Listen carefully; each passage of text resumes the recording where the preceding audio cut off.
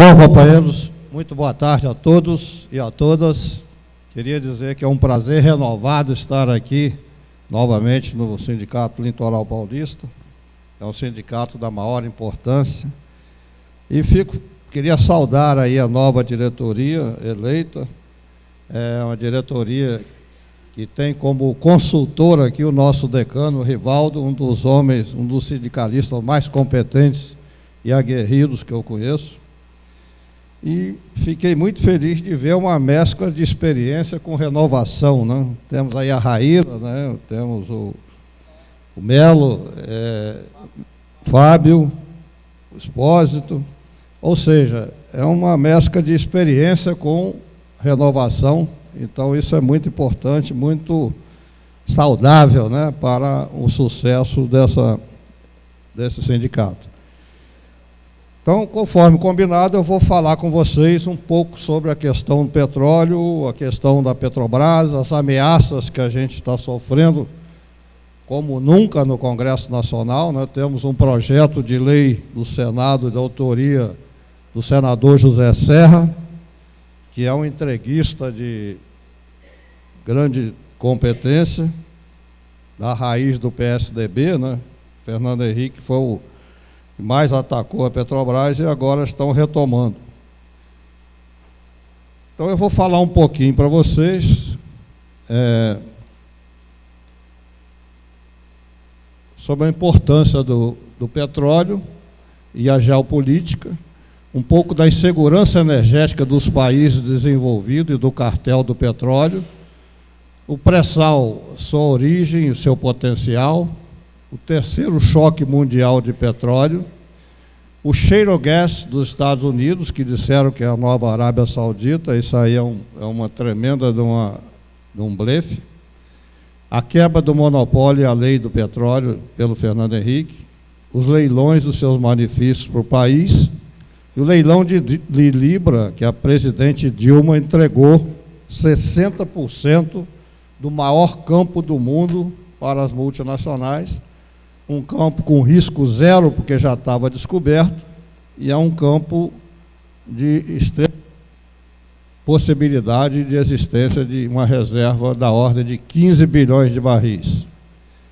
A nova legislação, os avanços, a resistência, repercussão internacional e os lobbies que atuam no Congresso em favor do cartel do petróleo. Por fim, debates e os esclarecimentos que vocês quiserem. Então, para começar, o petróleo é a fonte mais eficiente de todas, é fácil de extrair, transportar e utilizar. Responde hoje por 93% do transporte mundial de pessoas e produtos. Portanto, substituir o petróleo não é uma coisa fácil, não se tem ainda uma perspectiva de substituição desse energético por outro que possa assumir essas funções. Um dos candidatos é a biomassa, e a maior fonte de biomassa é a Amazônia, então, por isso a Amazônia é tão cobiçada, né? A eficiência do petróleo é maior do que as demais fontes. Em terra, por exemplo, a sua relação energética é de 100 para 1. O que é isso? O que é 100 para 1? Significa que você usa apenas uma unidade de energia e obtém 100 unidades de volta. Isso aqui no campo de Gavar, na Arábia Saudita, tem essa relação. Você, com uma unidade de energia, você obtém 100 unidades energéticas com o petróleo. Em águas ultraprofundas, essa relação cai para 23 para 1, mas a média mundial é de 60 para 1, ou seja, em média, você usa uma unidade e obtém 100 unidades. Para se ter uma ideia, o carvão, que é o segundo colocado, tem uma relação de 9 para 1 e a biomassa de 2 para 1. A outra função importante do petróleo é a petroquímica. O petróleo é matéria-prima para mais de 3.000 produtos petroquímicos, estando presente em mais de 85% dos bens que a gente usa no nosso dia a dia. O telefone celular, né? DVDs, projetores, computadores, tudo isso tem como matéria-prima o petróleo, e não é fácil substituir essas funções do petróleo, né, com os produtos que nós temos hoje. Como eu disse, a biomassa pode ser um candidato, mas leva ainda uns 30 anos com profundos estudos e grandes investimentos para se conseguir substituir o petróleo. Aí sim nós temos remédios, componentes eletrônicos, lentes, fibras sintéticas, câmeras fotográficas, fertilizantes agrícolas, fibras sintéticas, shampoos, telefones celulares, ou seja, 85% dos produtos que nós usamos no dia a dia vêm do petróleo. Para se ter uma ideia da dependência do petróleo dos países desenvolvidos, né, a matriz energética mundial é formada de 87% de produtos não renováveis. Petróleo, 37%, gás natural, 22% e carvão, 28%. Então, não é fácil substituir esses produtos poluidores, não renováveis e que os países desenvolvidos não têm reservas suficientes. No caso do Brasil, a gente está um pouco melhor. O petróleo corresponde a 38% da matriz, gás natural 9%. Então, só em petróleo e gás nós temos 47%, quase 50%. Aí, quando eu falo nas minhas palestras pelo Brasil, os ambientalistas perguntam: pô, mas isso é um produto poluente, não renovável. É. Mas como deslocar, como substituir em curto prazo um produto que tem 50% de participação na nossa matriz? É desejável, mas é dificílimo de se fazer em curto prazo. E a partir dos anos 80, o consumo do petróleo passou a superar o descobrimento. E hoje nós alcançamos uma relação alarmante de que para cada barril que se descobre, 4 são consumidos, né? Então, o que vai acontecer? Vai acabar. E aí nós temos uma das fontes de pressão sobre o pré-sal. O pré-sal é uma reserva hoje estimada de 100 a 300 bilhões de barris, dos quais 60 bilhões já foram descobertos. Eu vou mostrar daqui a pouco, né? Então, e os países desenvolvidos não têm reserva. Os Estados Unidos, que é um dos mais desenvolvidos e que tem mais reserva, tem 30 bilhões de barris e consomem 10 bilhões por ano. Ou seja, os Estados Unidos consomem 1/3 da sua reserva por ano. Então, está numa insegurança energética brutal. Então, quando o pré-sal surgiu, os Estados Unidos voltou a sua atenção para o Brasil, reativou a 4ª Frota Naval, colocou no Atlântico Sul, alegando que era para proteger o Atlântico Sul. Atlântico Sul é Brasil e Argentina.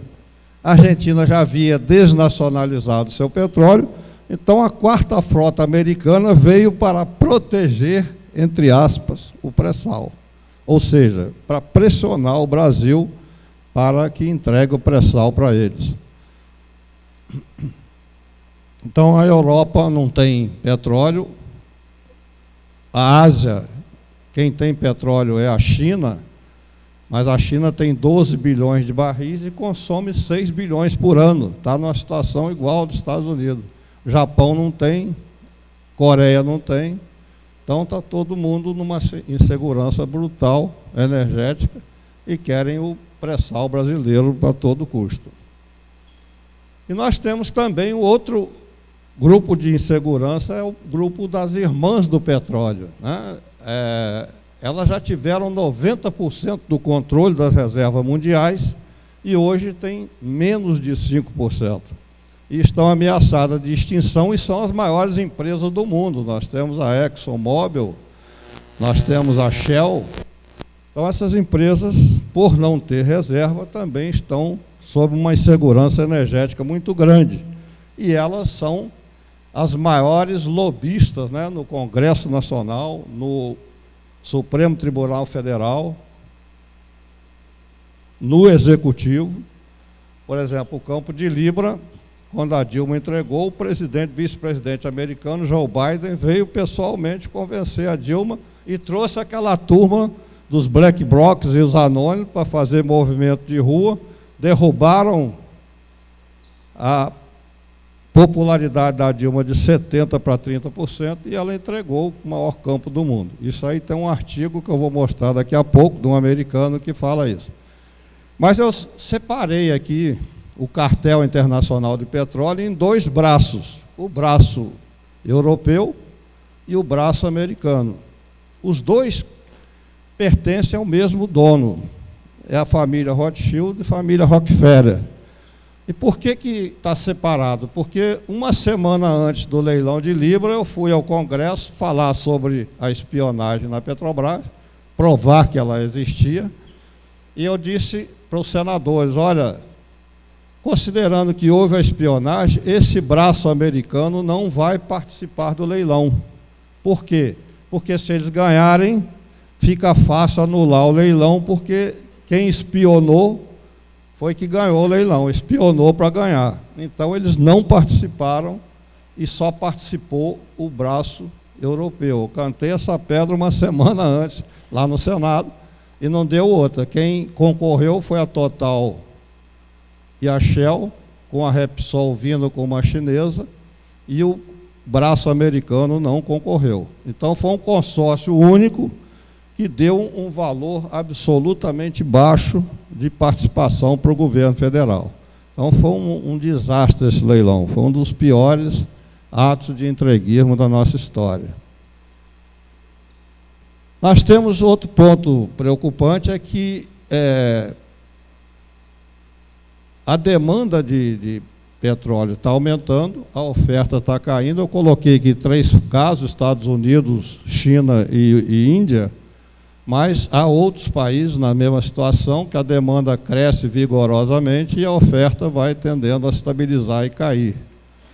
Aí, esse anterior foi da China, esse aqui é a Índia, também a demanda crescendo, a oferta estabilizando com tendência a cair. E os geólogos falam, por esse gráfico aqui, que não há perspectiva de novas descobertas, como o pré-sal, por exemplo. O pré-sal foi a última grande fronteira a ser descoberta. Então, a partir daqui, não existem perspectivas de grandes descobertas de petróleo no mundo. E aqui é a questão mais grave.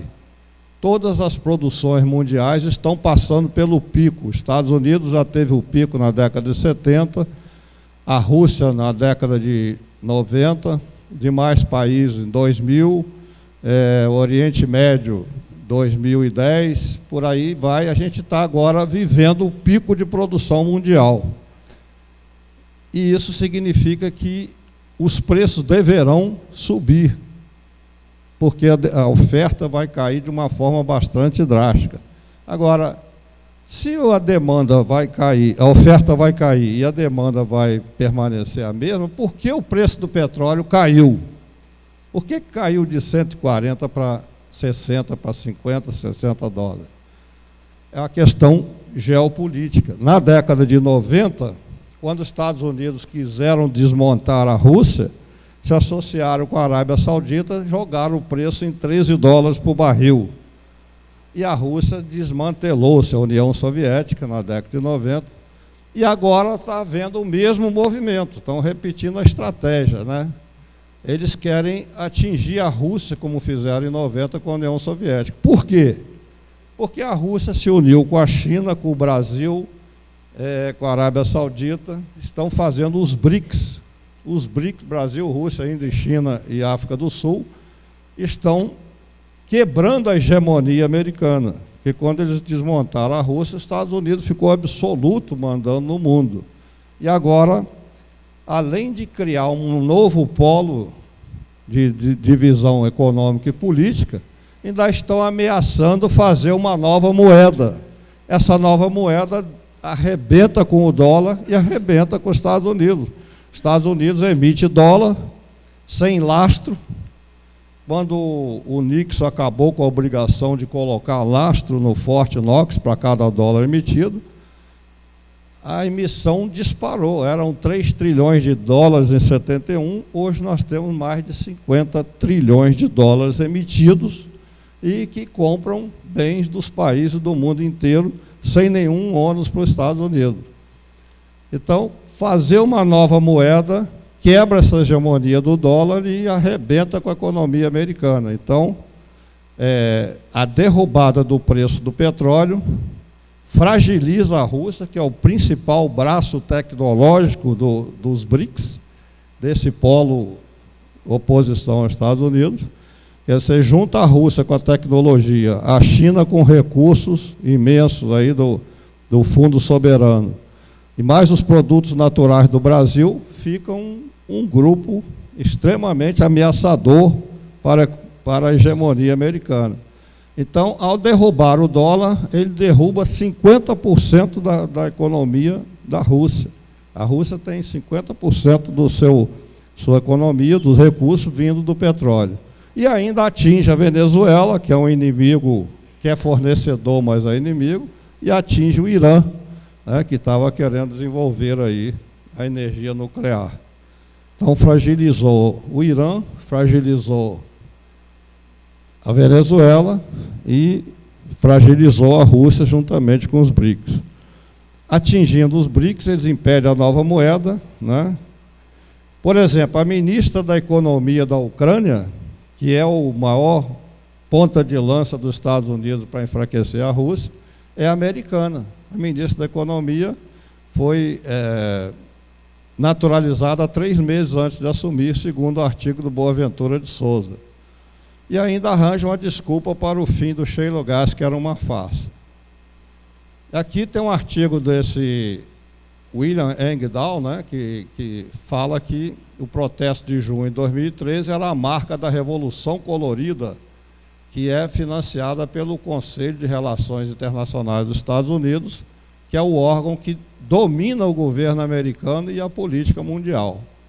Então, a Madeleine Albright chefia esse instituto que faz a primavera lá do Oriente Médio, né, primavera de Praga e outros. Então, é um movimento internacional, né, que foi feito em cima da Dilma em 2013. Tanto é que eu, na época, falei lá no Sindicato dos Petroleiros que os black blocs fizeram as manifestações e acabaram com ela quando começaram a quebrar tudo. Quando não interessava mais prosseguir os protestos, eles começaram quebra-quebra, porque não era interessante para os Estados Unidos que os jovens brasileiros fossem às ruas pressionar o governo, porque eles não querem isso, o governo está sob controle deles. Então, se os jovens continuassem se manifestando, era ruim para os Estados Unidos, que passavam a exigir providências do governo em favor do povo brasileiro. Isso não interessa. Então, no momento que eles fizeram a sua função, que foi desestabilizar a Dilma e conseguir o leilão de Libra, eles também acabaram com o movimento, fazendo um quebra-quebra absurdo aí pelas ruas do Brasil. Agora, por exemplo, eles não estiveram aqui, não teve quebra-quebra, né? Então, aqui só eu falei no shale gas, que é o gás de xisto americano, que disseram aí que os Estados Unidos estava virando uma nova Arábia Saudita, e esse gráfico aqui da própria Agência de Informações de Energia dos Estados Unidos mostra que de 2010 até 2040, o shale gas vai ser 1/3 da produção americana, que por sua vez é 1/3 do consumo americano. Então, o shale gas é 1/9 do que os Estados Unidos consomem, portanto, não resolve o problema deles. Por isso, eles querem o nosso pré-sal. E aí eu dou um outro exemplo, que é a Noruega. A Noruega que usou bem o petróleo e pode ser um modelo para nós, né? A Noruega, até o final da década de 60, ela era o segundo país mais pobre da Europa. Descobriu o petróleo no Mar do Norte, criou uma estatal e se tornou o país mais desenvolvido do mundo. O melhor índice de desenvolvimento humano dos 5 anos. Ou seja, melhor educação, melhor saúde, melhor bem-estar social, a segunda renda per capita do planeta. Tudo isso apenas com petróleo, que eles souberam administrar. E ainda criaram um fundo soberano para quando o petróleo acabar, e esse fundo soberano já tem 900 bilhões de euros de reserva. Ou seja, a Noruega, só com o petróleo, saiu de segundo país mais pobre da Europa para ser o mais desenvolvido do mundo. E nós temos muito mais petróleo que a Noruega, temos muito mais riquezas, temos minérios, temos biodiversidade, temos uma energia solar que nos contempla o ano inteiro. A Noruega tem 4 meses de sol, ou seja, nós temos todas as condições de ser um país desenvolvido e estamos patinando aí porque as nossas riquezas estão sendo dilapidadas pelos nossos governos.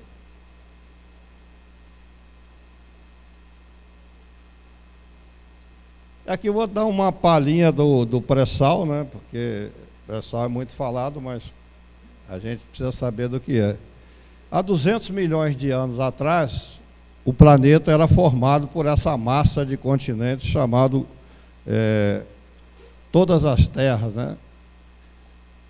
E era aqui junto a Eurásia, né? Parte norte, o Gondwana e a parte da Antártica.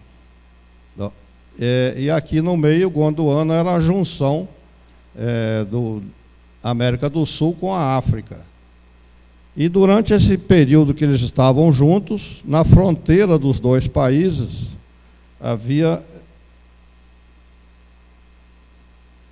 Na fronteira entre os dois países, havia os grandes lagos, né, formados pelos rios que traziam material da África, com os rios brasileiros que levavam material do Brasil para essa fronteira, que era o ponto mais baixo. E aí se acumulou uma quantidade enorme de produtos orgânicos, que é a matéria-prima geradora de petróleo. Aí, na medida em que os continentes foram se separando, e segundo os geólogos, a separação se deu de sul para norte, aqueles grandes lagos que estavam aqui na fronteira foram para o fundo, com o material gerador de petróleo, depositaram, e formou-se aqui um braço de mar, que depois viria a ser o Oceano Atlântico, e esse braço de mar confinado aqui, não tinha movimento laterais de onda nem de corrente, esse braço de mar, essa água foi evaporando, o sal foi ficando concentrado, porque evaporava a água e ficava o sal, e esse sal se depositou em cima daquele material que existia previamente. Por isso é que chama pré-sal, é o material que existia antes do sal, e depois veio o sal por cima, e depois da camada de sal veio outros materiais que chama-se o pós-sal. Então, essa é basicamente a formação do pré-sal. E aí depois, nessa condição aqui, é a forma atual, que aquele braço de mar é o Oceano Atlântico. Em 2006, os geólogos da Petrobras foram avisar o presidente Lula de uma descoberta excepcional, de uma província petrolífera fantástica, né, e que tinha um potencial de 100 bilhões de barris. E aí o presidente Lula, que corretamente retirou esses blocos aqui que estavam no 9º leilão. E retirou porque a legislação feita pelo Fernando Henrique era muito ruim. Então ele resolveu fazer uma nova legislação do petróleo. Criou um grupo de trabalho interministerial, esse grupo discutiu durante 2 anos e ao final de 2 anos apresentou 4 projetos de lei no Congresso Nacional para mudar aquela legislação ruim. E aqui é mais ou menos a formação teórica do polígono do pré-sal, que os baianos chamam de baleia azul e os gaúchos chamam de picanha azul.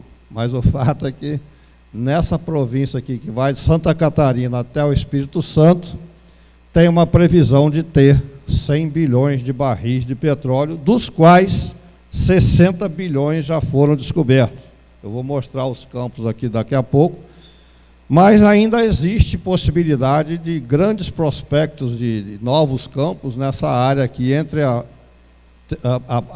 província teórica e essa linha lilás que limita aqui pelo mar territorial. Então, nós temos, segundo o diretor Estrela, grandes possibilidades de nova descoberta nesse trecho e pode-se chegar até a 300 bilhões de barris.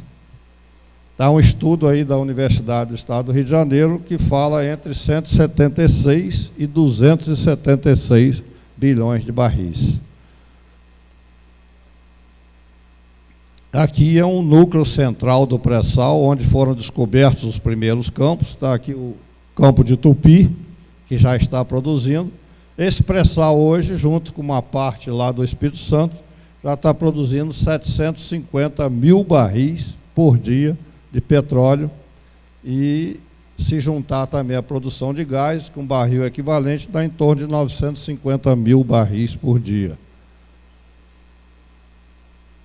Aí, como eu falei ainda há pouco, nós temos aqui campos já descobertos. Lula com 9 bilhões de barris, Iara 4 bilhões, Franco 10 bilhões, Libra 15 bilhões, Carioca e outros 10 bilhões, Sapinhoá, que hoje é Guará, 2 bilhões, Área das Baleias no Espírito Santo, 6 bilhões, e outros mais dispersos, 4 bilhões, ou seja, 60 bilhões de barris já estão descobertos. Então, por que vamos continuar com leilões, se nós tínhamos 14 bilhões de barris que davam para 15 anos, e agora nós temos 14 mais 60. Temos 74 bilhões de barris que dão para mais de 50 anos de abastecimento nacional. Então, para que leilões de petróleo?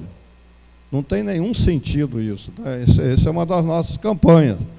Não queremos mais leilões, porque a Petrobras, com o que já tem, já abastece o Brasil por 50 anos. E esse restante, ela pode, com calma e com mais firmeza, com tranquilidade, descobrir e colocar em produção ao longo do tempo. Então, não tem o menor sentido termos leilões de petróleo, continuarmos com leilão de petróleo.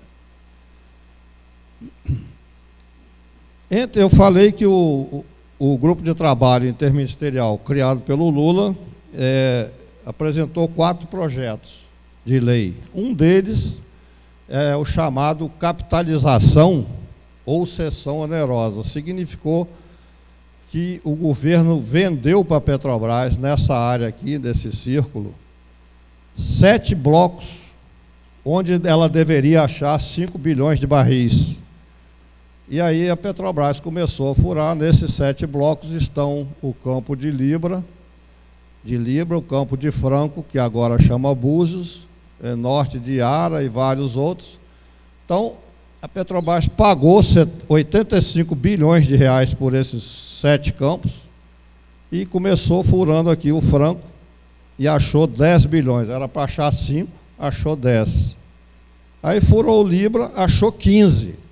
Aí o governo chegou para a Petrobras: você comprou 5, já tem 25, então vai me dar a Libra de volta, que eu vou leiloar, por pressão americana, né? Porque, pela lei, ele não podia leiloar esse campo, porque a nova lei, no artigo 12º, diz que área estratégica tem que ser desenvolvida pela Petrobras. E o que é área estratégica? Segundo o artigo 2º da mesma lei, é aquela que tem baixo risco e alto retorno. Ora, baixo risco é um campo já descoberto a risco zero. Alto retorno é o maior campo do mundo. Então, pela lei, esse campo tinha que ser negociado diretamente com a Petrobras. Mas como o presidente Joe Biden veio com a sua turma aqui pessoalmente, a Dilma cedeu e entregou 60% desse campo para o cartel do petróleo.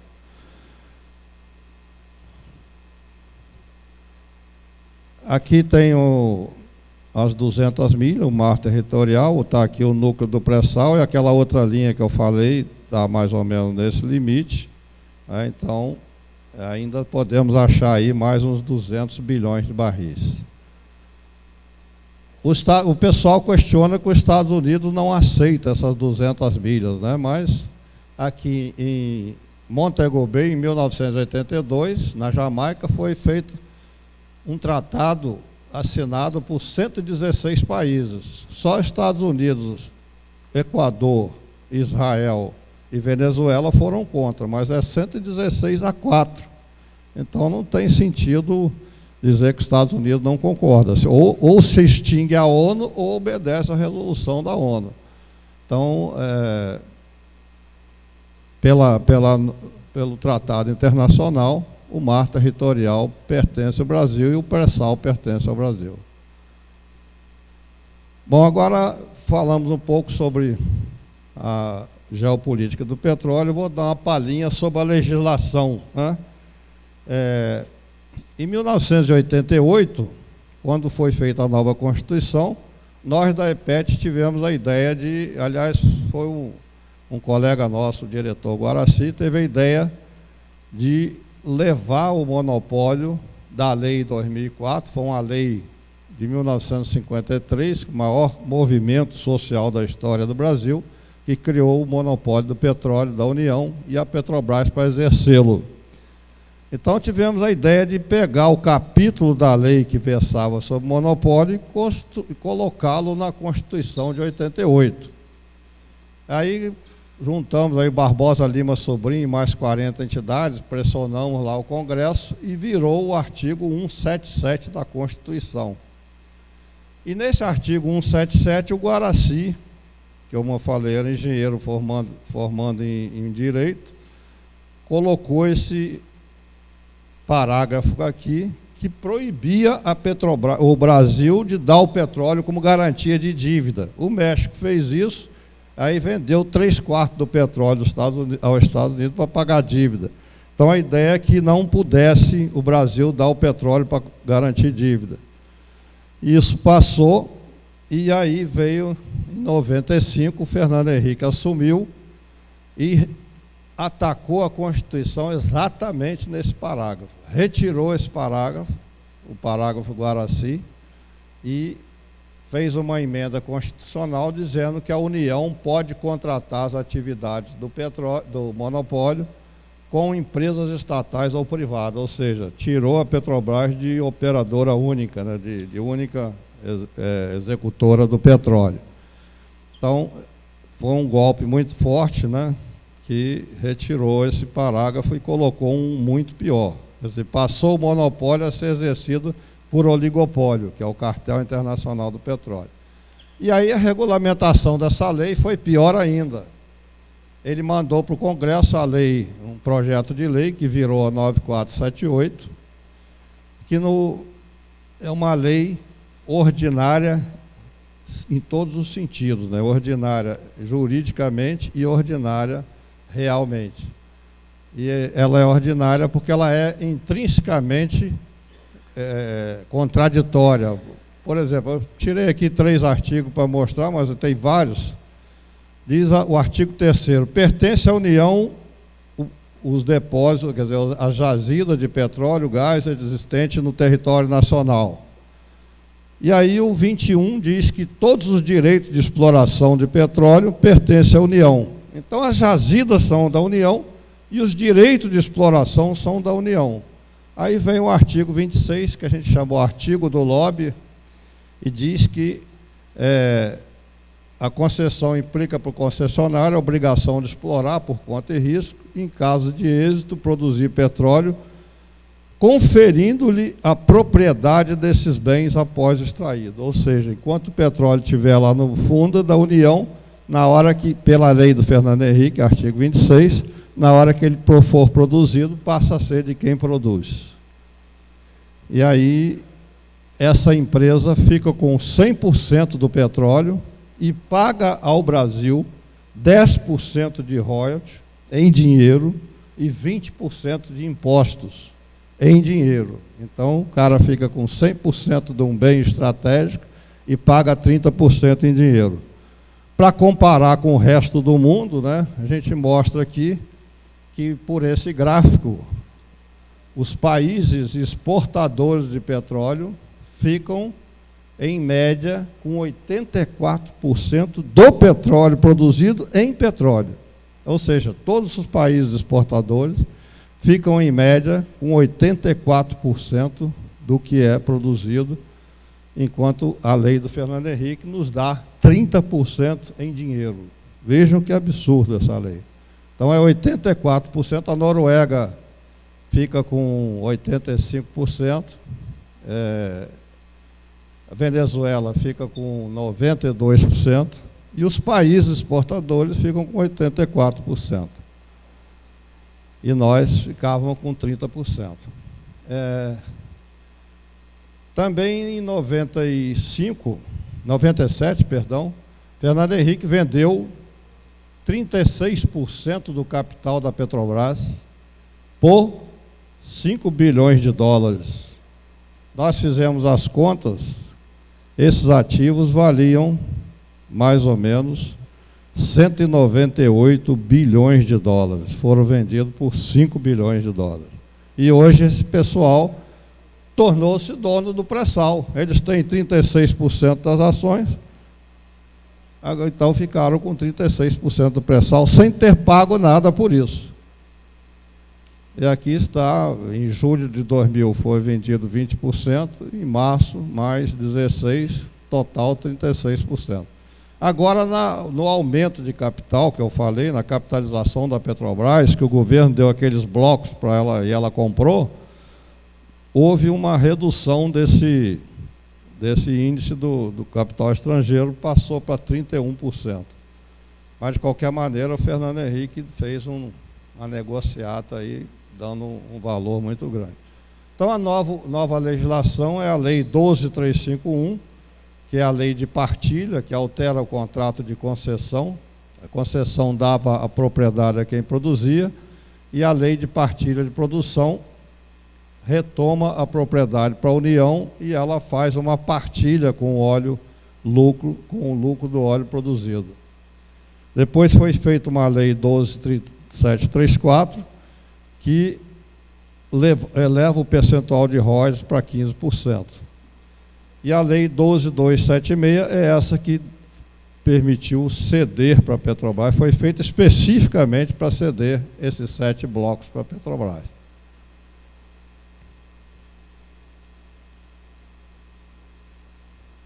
Bom, aqui é uma visão do como é uma produção em águas profundas, né?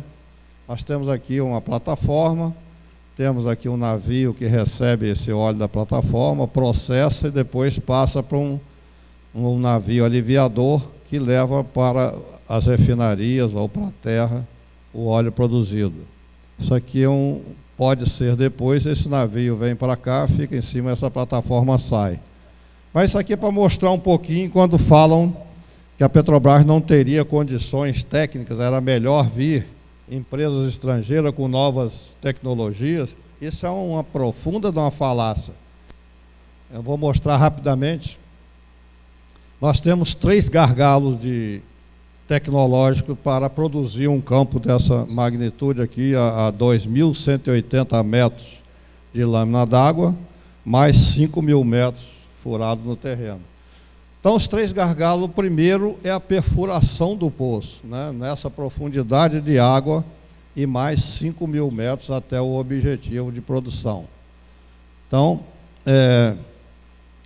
não tem petroleira nenhuma com essa empresa de perfuração. Quem faz essa perfuração são empresas independentes, especialistas em perfuração, que são contratados pelas petroleiras. A Petrobras contrata, a Shell contrata, a Exxon, todas elas contratam essas 5 empresas que existem no mundo. Uma delas é a Transocean, uma dessas 5 especialistas é a Transocean, tem algumas norueguesas. A Transocean é uma anglo-americana, eu vou falar especificamente dela por causa de alguma coincidência. A primeira é que a Transocean perfurou um campo no Golfo do México para a British Petroleum e deu um desastre, afundou a plataforma. Foi um desastre muito grande que houve há uns 3 anos atrás. Por quê? Porque a petroleira que contratou a Transocean, que foi a British Petroleum, mandou que ela economizasse na cimentação. ou seja, deixou de cimentar o anular do poço, quer dizer, o espaço entre o poço e o terreno, e com isso enfraqueceu aquele espaço e o tubo se rompeu.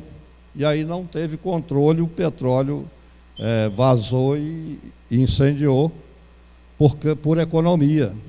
A British Petroleum mandou economizar e deu o desastre.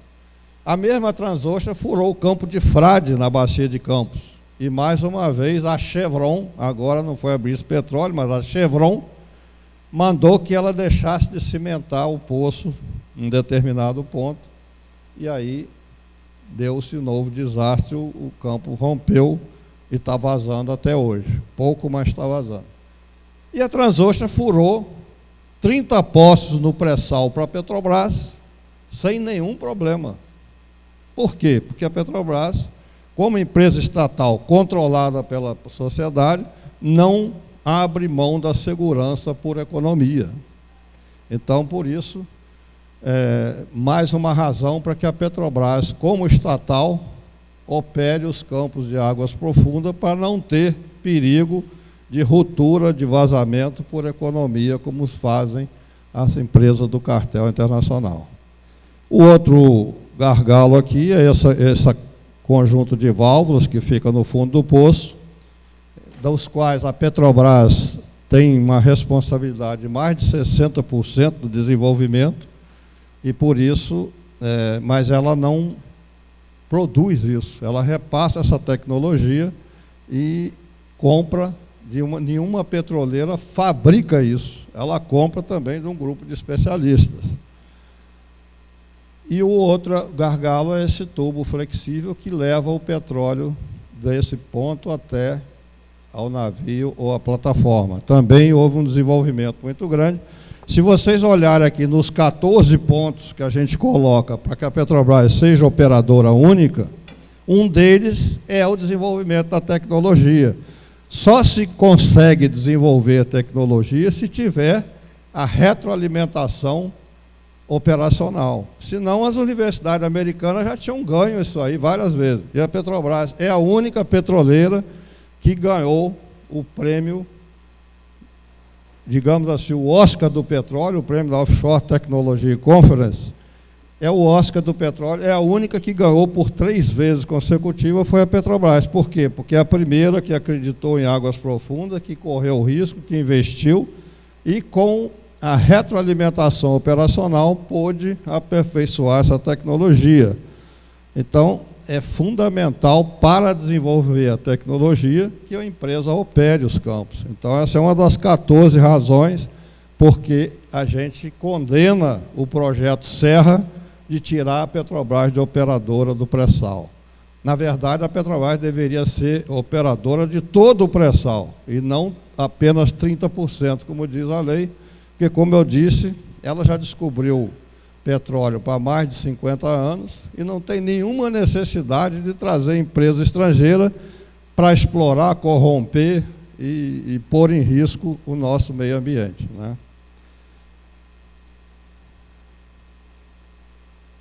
Então, a lei do Fernando Henrique, né, como eu falei, foi feito o 11º leilão, não, fora do pré-sal, mas seguindo a lei antiga, passa 10% para o governo em dinheiro e mais 20% em impostos.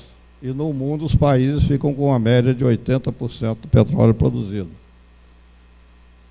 O leilão de Libra, que eu falei, que a Dilma sofreu pressão até do vice-presidente americano, do movimento de 13 de junho, etc., e acabou entregando 60% desse campo para o cartel internacional. Um outro ponto importante aqui é que a Shell, em 2001, perfurou o campo de Libra até 3.990 metros e devolveu para a Agência Nacional de Petróleo como se fosse um campo anticomercial. Então, se não fosse a Petrobras pegar o novo poço e furar até 7.000 metros, não teria sido descoberto o maior campo do mundo, que é o campo de Libra.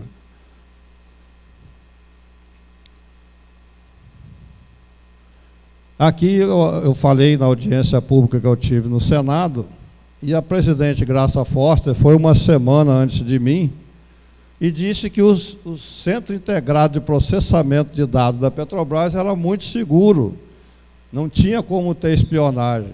E era seguro no sentido de que trabalham nele 35 empresas, sendo 14 americanas, 16 brasileiras e 5 de outras nacionalidades. A segurança dos dados, dizia ela, é garantida por um sistema de criptografia. Criptografia é aquilo que embaralha os dados para a pessoa não ter acesso, né? Os hackers não terem acesso. O sistema de criptografia é desenvolvido por 3 empresas americanas. Então, não é espionagem, já é transmissão de dados, né? Forma que... E aí, na semana seguinte, eu fui lá e disse que todos os postos marítimos da Petrobras usam um software OpenWells da Landmark, que é uma subsidiária da Halliburton, é a maior espião, a maior corruptora do mundo do petróleo. Foi ela que fomentou a guerra do Iraque e chegou lá, pegou obras de 300 bilhões de dólares sem concorrência, né? Então, essa empresa que fornece os dados para rodar os dados dos postos da Petrobras. Então, é por isso que o Edward Snowden falou que ele foi empregado da Agência Nacional de Segurança Americana, disse que a cada 72 horas uma massa de dados da Petrobras, fruto da espionagem, é remetida para os países chamados Five Eyes, que é um grupo Estados Unidos, Grã-Bretanha, Nova Zelândia, Austrália e Canadá. É um grupo sionista, né, ligados entre si, esses países. Então, a espionagem é um fato real.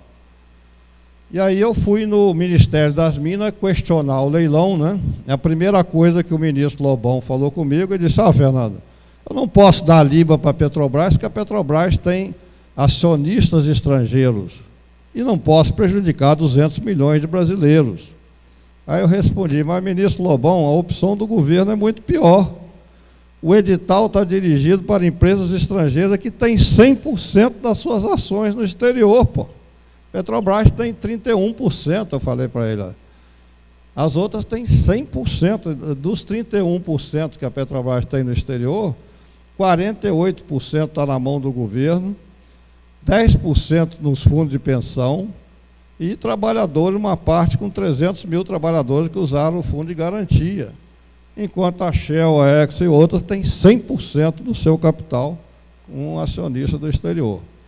Na época, a repercussão internacional, o Der Spiegel, uma revista alemã das mais sérias do mundo, dizia que uma riqueza imensa foi entregue por uma pechincha. E critica o leilão, o fato de ter sido um único consórcio concorrente. Um jornal português disse: o Brasil vendeu 30% do maior campo do mundo e ficou com 30%, e nós que somos burros. Depois, o governo criou para inspecionar a produção a Pré-Sal Petróleo S.A. E, para nossa tristeza, os 4 nomes indicados para a direção são homens do cartel do petróleo. Nós temos o Oswaldo Pedrosa, o presidente, foi o primeiro brasileiro que defendeu a quebra do monopólio de petróleo e foi braço direito do Davi Zilberstein na Agência Nacional do Petróleo. Edson Yoshiko, diretor técnico da GE, fornecedora. Renato Darros Mato, diretor de uma outra fornecedora, Imetame.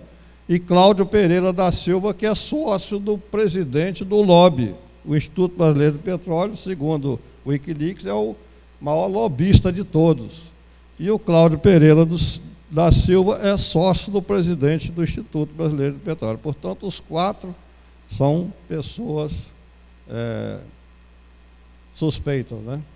E aqui a gente mostra alguns telegramas do Wikileaks, publicados na época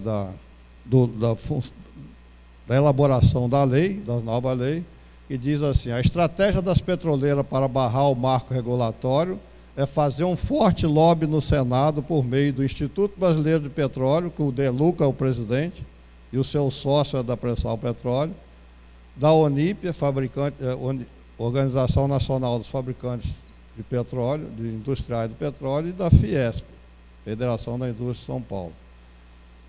Outro telegrama diz que as petroleiras não terão mais, enfim, era as empresas trocando informações com sua sede, dizendo que a nova legislação ia prejudicar o interesse dela. E aqui é o mais importante, que diz assim: os telegramas revelam insatisfação com a nova lei e recomendaram: é preciso atuar com muito cuidado para não despertar o nacionalismo dos brasileiros. Então, companheiros, esse é mais ou menos o panorama que a gente tem. E agora eu vou encerrar aqui as transparências para dizer que o Zé Serra, senador José Serra, apresentou um projeto de lei, o PLS 131, que retira a Petrobras da obrigação de ser operadora única do pré-sal e ficar no mínimo com 30% dos campos do pré-sal. Ou seja, ele derruba completamente a legislação do governo Lula, que trouxe um avanço considerável. Ou seja, se a Petrobras é operadora única, e aí a gente explica nesse jornal aí, com os 14 pontos, além dela gerar tecnologia, por exemplo, ela impede os dois maiores focos de corrupção no mundo, que são superdimensionar o custo da produção. Por exemplo, uma operadora gasta US$1 bilhão para comprar plataforma, fazer gasoduto, oleoduto, e declara que gastou US$1,5 bilhão. Ela vai receber US$500 milhão por um serviço que ela não fez e vai ficar com isso em petróleo, sem pagar nada, nem imposto, nem royalties, nem nada. Então, isso é uma fraude frequente no mundo. E o outro é a medição. O cara produz 600 mil barris por dia, declara que produziu 400 e embolsa 200 mil barris por dia, sem pagar nada, sem gastar nada, ficando inteiramente com esse petróleo. Então, a lei do Serra é uma lei que põe em risco, companheiros, a maior riqueza que o Brasil já teve e que é a maior oportunidade que já tivemos de deixar de ser o eterno país do futuro. Com o pré-sal, nós temos chance de progredir mais do que a Noruega, porque é muito mais petróleo que a Noruega e nós temos muito mais riqueza. E se esse projeto Serra passar, nós vamos perder a maior oportunidade de ser uma potência econômica, financeira e tecnológica para continuar sendo um país eterno, país do futuro e eterno em desenvolvimento. Então, nós temos que unir as entidades, unir os movimentos sociais. Estamos fazendo vários movimentos nesse sentido. Inclusive, eu falei com alguns companheiros, nós estamos fazendo o sacrifício maior, buscar uma união com a FUP para poder, nesse aspecto de defesa da Petrobras, nós esquecermos nossas divergências, que são muito grandes e vão continuar a disputa aí pelo salário, pelo acordo coletivo, mas nesse aspecto de defender a Petrobras, uma operadora do pré-sal, nós estamos procurando essa união, porque quando a gente vai conversar com os senadores e leva a EPET, a Federação Nacional dos Petroleiros, e a FUP, dizendo: nós estamos aqui com a categoria unidas para defender a Petrobras. Isso dá uma força extraordinária à nossa luta. Então, a gente está fazendo esse sacrifício de chamar a FUP para lutar junto, e ela tem feito um trabalho bom. Nós estamos lá no Senado trabalhando nisso. Agora, a preocupação maior que eu queria deixar para vocês é que o Renan Calheiros, denunciado no Lava Jato, está querendo entregar o pré-sal para que as multinacionais e a mídia, que a mídia nossa, a imprensa é controlada pelas multinacionais, faça uma campanha para salvá-lo, em troca dele dar o pré-sal para as multinacionais. Então, foi feita uma comissão para analisar o projeto Serra, os partidos indicaram os seus representantes e o Renan mudou. Nós tínhamos 8 nacionalistas na comissão e 6 entreguistas. O Renan mudou os nomes, passou o nacionalista para suplente e os entreguistas para titular. Hoje tem cerca de 9-5 contra nós.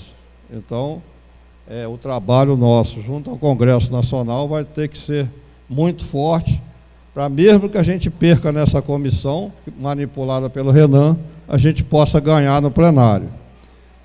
Já houve uma tentativa de votar o projeto e nós conseguimos fazer com que o projeto não fosse votado e fosse feita essa comissão que vai trabalhar 45 dias. Foi uma vitória e a FUP teve uma participação muito importante nessa vitória. Então, a gente está unido nesse aspecto de defesa conjunta da Petrobras. Estamos juntos nessa defesa, acima de todas as divergências que a gente tem no nosso dia a dia. Então, o companheiro Rivaldo falou aqui na União, ANBEP, FENASP. Então, a gente quer essa união mais ampla ainda, no sentido de defender a Petrobras no Congresso Nacional. Então, acho que precisamos trabalhar muito, porque as ameaças são sempre constantes, né? O inimigo não desiste nunca. Mesmo com a lei do Lula, aí, que foi muito boa, avançou muito, eles trabalharam para derrotar a lei e fizeram aí um leilão com um consórcio fajuto e levaram 60% do maior campo do mundo. Então, nós temos que estar vigilantes e trabalhando diariamente, porque ameaça a ganância internacional sobre o pré-sal é incomensurável. Mas nós temos que resistir e garantir essa empresa para o povo brasileiro. Então, como eu disse ali, eles falaram que é preciso atuar com muito cuidado para não despertar o nacionalismo brasileiro. A minha função aqui é despertar o nacionalismo de todos vocês. Muito obrigado.